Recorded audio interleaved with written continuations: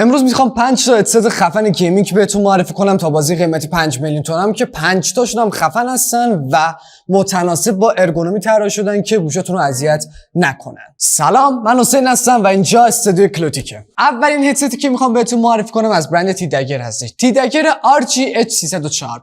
یه هدستیه که قیمتش 1,400,000 تومنه و تو بازی قیمتی خودش جزو بهترین هدست‌های گیمینگ حساب میشه. چرا؟ چون با یک تیر چند تا نشون میزنید. در واقع قیمتش پایینه، صدای 7.1 کاناله داره، ظاهر جذاب و زیبایی داره، متناسب با ارگونومی طراحی شده. RGB هایی که روش به کار رفته واقعا هدست رو به مراتب زیباتر کرده.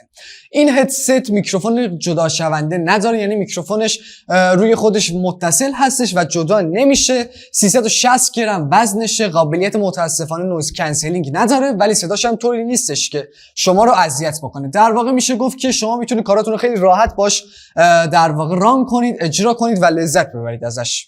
نوع اتصال این هدست با سیم و با کابل USB به دیوایستون متصل میشه. به همه دیوایس متصل میشه، ویندوز، مک، PS5 و ایکس باکس، که از این جهت خیالتون راحته که هر دستگاه و هر دیوایسی که دارین میتونید با این هدست استفاده کنید.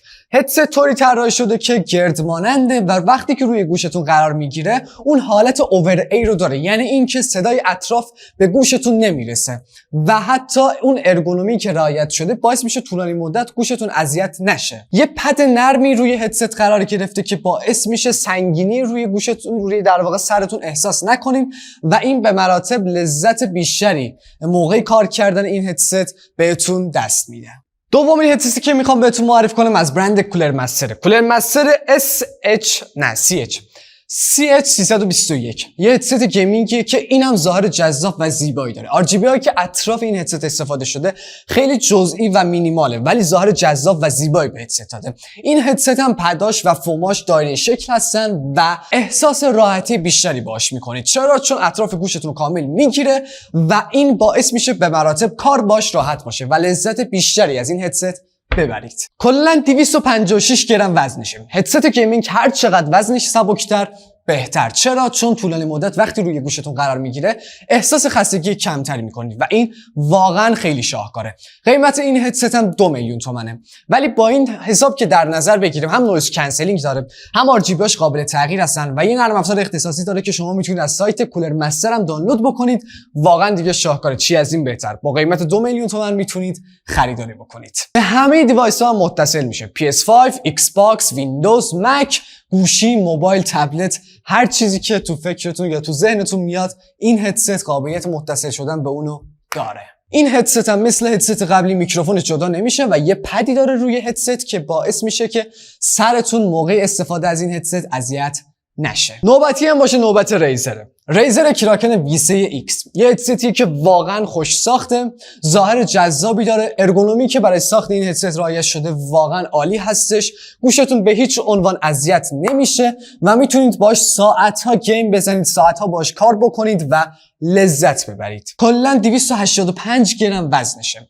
دو تا گوشی داره که با استفاده از پدها و فوم‌های خیلی نرمی ساخته شده که گوشاتون به هیچ عنوان عرق نمیکنه و اذیت نمیشه. صدای 7.1 کاناله این هدست واقعا شاهکاره. مثل اون یکی هدست‌ها نیستش که فقط اسم 7.1 باشه، نه. این هدست یه نرم افزار جامع داره که شما میتونید از سایت خود ریزر دانلود بکنید و با استفاده از تنظیماتی که در واقع اون نرم افزار داره شما میتونید کانال 7.1 این هدست رو فعال کنید و صدای پای خیلی بهتری بگیرید. حتی اگه موزیک هم گوش بدید واقعا لذت میبرید.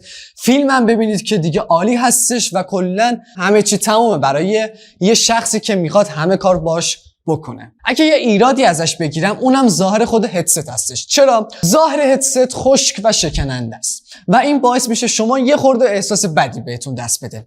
پلاستیکی که برای این هدست استفاده شده متریال فوق العاده داره، ولی میگم ظاهرش اینو نشون میده که این پلاستیک خشکه و ممکنه بشکنه. قیمت این هدست هم 3 میلیون تومنه. نوبتی هم باشه میرسیم به برند لوکس استیل سریز آرکتیس 1. یه هدستیه که واقعا میگم هم سبک مزه طراحی شده، هم ظاهر جذابی داره، هم میشه گفت که گوشاتون خنک نگه میداره. بدنش از فلز ساخته شده. پدهایی که برای این هدست استفاده شده واقعا نرم هستش و به اهتون احساس خیلی خوبی دست میده موقع کار کردن باهاش. میکروفون قابل جدا شونده داره و نویز کنسلینگ هندلینگ هم داره که شما میتونید به راحتی باش بازی‌های آنلاین انجام بدین با دوستاتون و ازش لذت ببرید. قیمت این هدست هم 4 میلیون تومانه و میشه گفت که نسبت به قیمتی که داره ویژگی‌های خیلی خوبی بهتون ارائه میده. صدای 7.1 کانالش رو میتونید با استفاده از نرم افزاری که داره شما فعال بکنید. روی خود هدست تنظیم کننده ولوم صدا داره که شما میتونید با استفاده از اون ولوم صداتون رو تنظیم بکنید. 273 گرم کلا وزنشه و میشه گفت که جزء سبکترین هدست هم حساب میشه. ناگفته هم نمونه که این برند جایزه‌های متعددی در گذر زمان در واقع دریافت کرده به خاطر کیفیت ساختش، متریال ساختش، رضایت مشتریش و اکثر جایزه‌هایی که واقعا این برند به خودش اختصاص داده. پنجمین هدست بیسیمه. ریزر باراکودای X نسخه 2022. یکی از هدست هایی که بیسیمه، 20 ساعت شارژ نگه میداره. شما میتونید مثلا میگم 2 ساعت شارژ بکنید و 20 ساعت ازش استفاده کنید.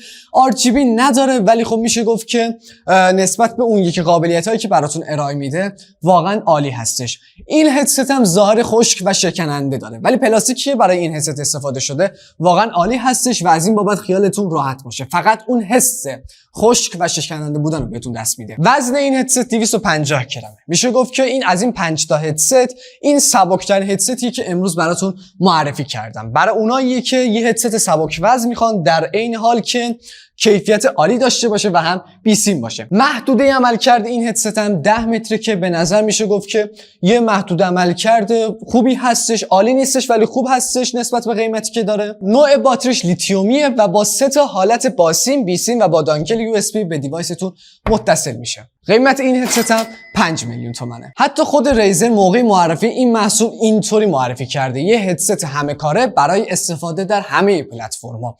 یعنی انقدر از محصولش در واقع میشه گفت که مطمئنه. کانال 7.1 داره این هدست که شما میتونید با استفاده از نرم افزارش اینو هم فعال بکنید.